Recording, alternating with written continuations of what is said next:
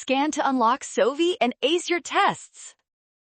Titration curves can look intimidating, but we can solve this quickly by using the Henderson-Hasselbalch equation to find the ratio of acid to base. First, we identify the equivalence point on the graph where the pH rises most sharply. This occurs at 20 milliliters of sodium hydroxide, which is where the acid is fully neutralized.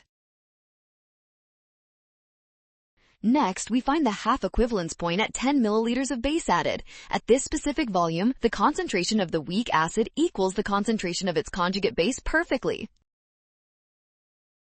Requiring 10 times more acid than base points to the region before the half-equivalence point. This leads directly to point A.